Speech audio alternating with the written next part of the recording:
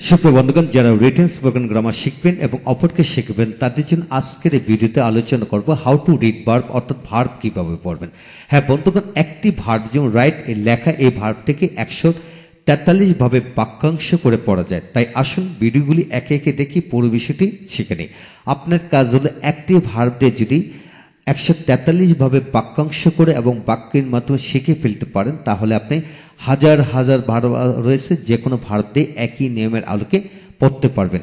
তাই আসুন আজকের ভিডিওতে আমরা আলোচনা করব টোটাল আজকের 8 নম্বর নিয়মটি নিয়ে আলোচনা করব। তাই আসুন পুরো ভিডিওটি দেখে নিই, পুরো অংশটি ভালো করে বুঝে নেই। হ্যাঁ বন্ধুগণ, আজকের এই ভিডিওটি খান মেথডে complete book of written spoken English grammar এই বই থেকে নেওয়া হয়েছে। এখন আসুন 8 নম্বর কিভাবে পড়বেন লক্ষ্য করেন।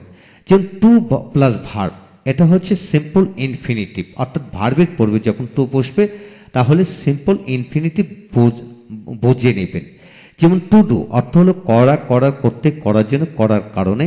টু রিড পড়া, পড়ার, পড়তে, পড়ার জন্য, পড়ার কারণে। টু ইট খাওয়া, খাওয়ার, খাইতে, খাওয়ার জন্য, খাওয়ার কারণে। টু রাইট লেখা, লেখা, লিখতে, লেখার জন্য, লেখার কারণে।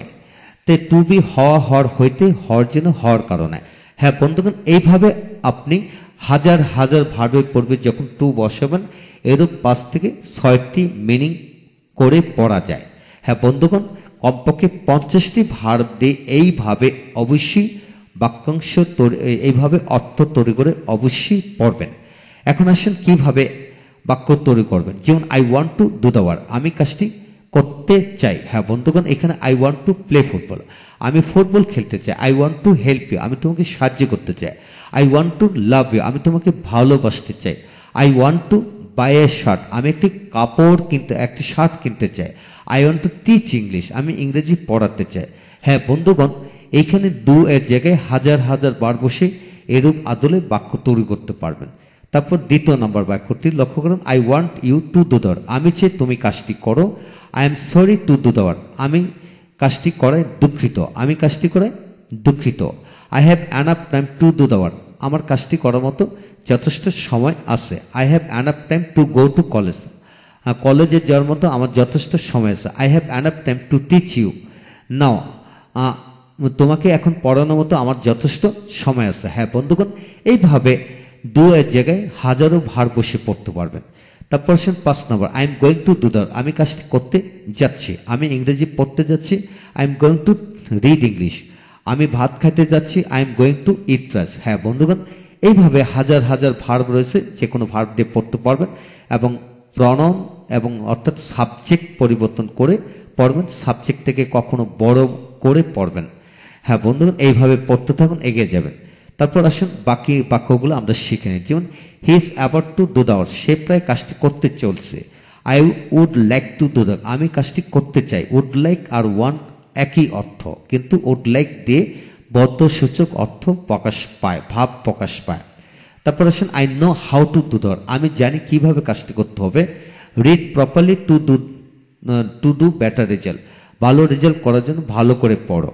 I am suppose two do the work today, আমার আজ কাজটি করার কথা। যখন কথা হবে তো সাপোজ টু দিয়ে বাক্য তৈরি করতে হবে।